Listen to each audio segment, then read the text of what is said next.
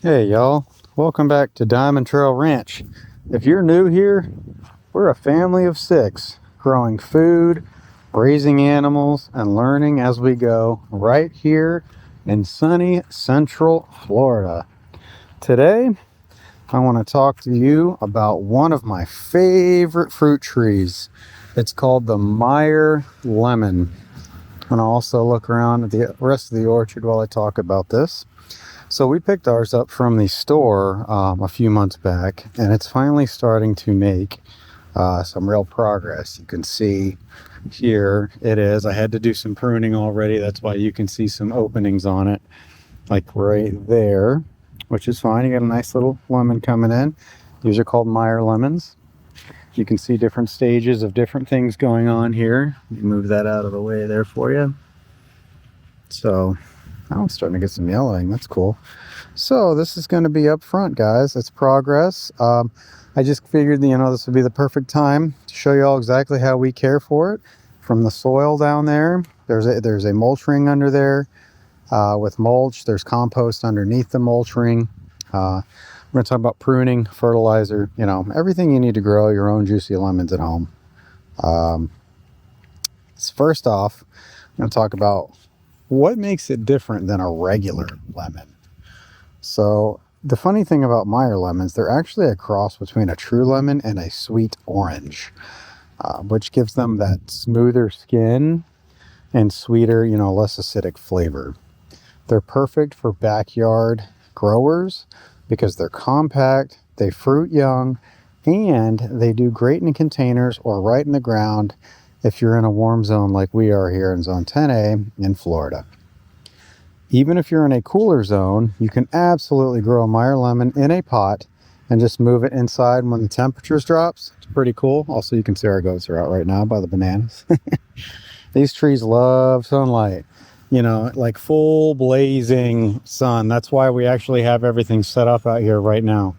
The way the orchard is set up to the left here of these giant trees, they're getting full sun out here, literally as full as the sun as it gets. So pretty much direct morning and early afternoon. After I'd say 4 or 5 maybe, it starts to kind of run back behind that tree there I just showed you guys. So if you're planting in the ground like we did, you want to make sure it's in a well draining spot. This whole area is well draining. We're not in a flood zone, and it's not lowered or anything like that. So it drains nice. Florida's very sandy. So that's why we do things like the mulch rings to help keep the moisture in too, because with that well draining, you're going to lose a lot of moisture quick too. But it'll help you with no standing water. You don't want clay heavy soil. Lemons hate wet feet, which again is great for the kind of sandy soil we got going on here in Florida. We're using a light, fast draining mix. You can use potted soil. You can use perlite. We use compost, pine bark. We actually have a lot of pine bark chips. That's where we get this from. You can call your local arborist and say, hey, you don't have to do the chip drop that people talk about. You can get your local arborist in the area and Google. You can actually call your utility company and they'll hook you up too. They can do same day, sometimes next day, that week.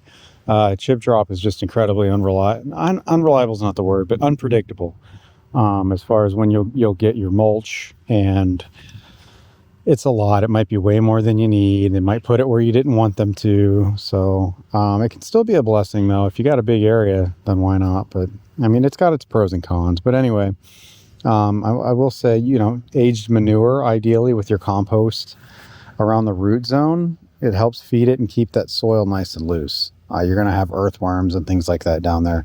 For watering, the rule of thumb with Meyer lemons is deep watering, but they hate soggy roots. That probably sounds like every plant, right? And all pretty with fruit. We let ours dry out slightly between waterings. When the top couple inches of soil are dry, we soak it really well. I give it a really good soak, like direct soak. I'm actually going to be working soon on we have an irrigation drip line. It's porous though on our banana trees back there. And I didn't want to run it through the entire orchard because it's just a waste of water. So we're probably going to run like PVC or get a kit and punch holes in it, for every individual thing in the orchard. But anyway, you want to use a slow release citrus fertilizer, and the reason why is because these aren't native in Florida, unless you're not in Florida. But in Florida, citrus is not native. So I don't know if you guys knew it's not native in Florida or California, even though they're both known for that, right? So they have to be fed specific citrus fertilizer to exist in those two states. So you want to do it about every 6 weeks during the growing season, from March through September. And you can see, like, we're not hiding nothing here. We could probably use some growing fertilizer, honestly. They're looking good though, but they're slow. I'll be honest with you, they're slow because we're not getting the fertilizer the specific fertilizer they need.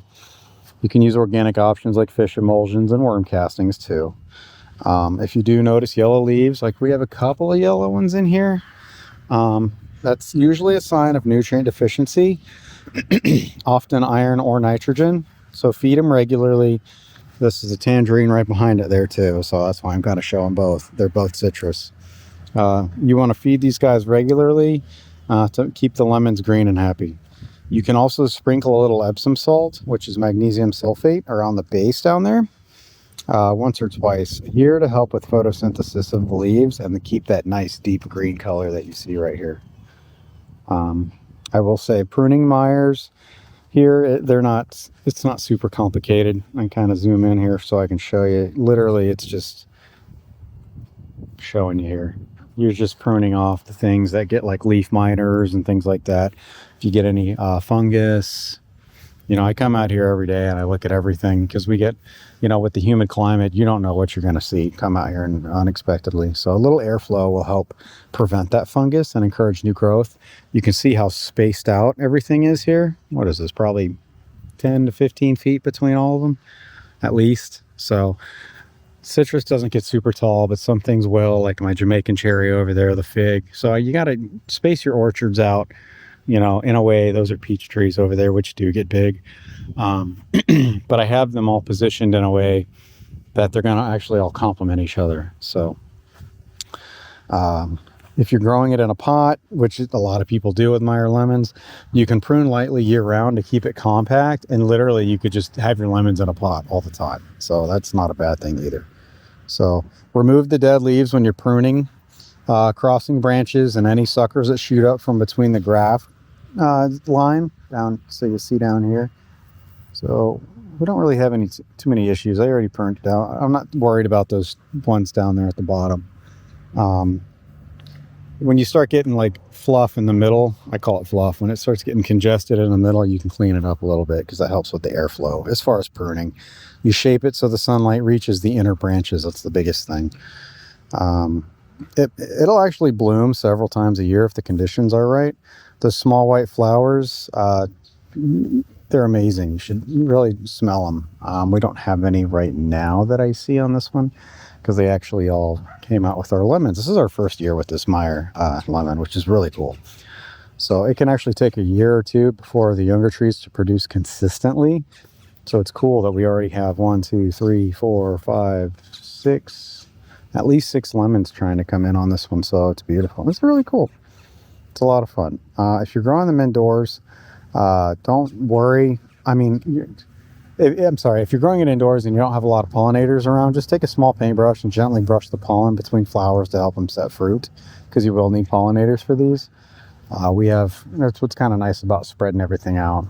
You'll get pollinators, on everything. We have even, I hate to say wasps, but even wasps are pollinators. Flies are pollinators. So you can see we actually have a fly on there. So it's anything that's touching these. Butterflies, everybody speaks butterflies, which is true. We have tons of butterflies thanks to our passion fruit, things like that, but that's a whole nother, I have a video on passion fruit you guys can check out. If you see blooms but no fruit, don't worry.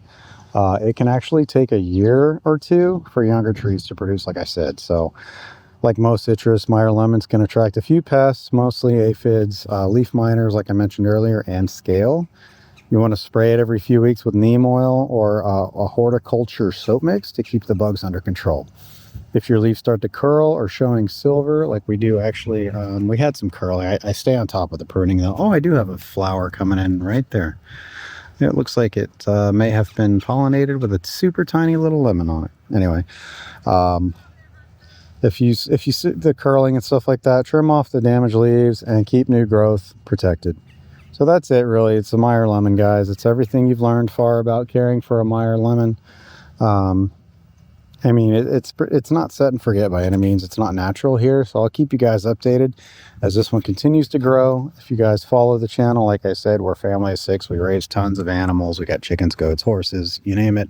We have an orchard, we have gardens. We do it all here. We're homesteaders, so check us out. We post daily, even if it's just a short daily or a post. I get something out. I try to get, something out every day. Don't forget, long form videos drop every Monday, Wednesday, and Friday, and daily shorts like I mentioned. So thanks for watching, and I'll see you guys next time.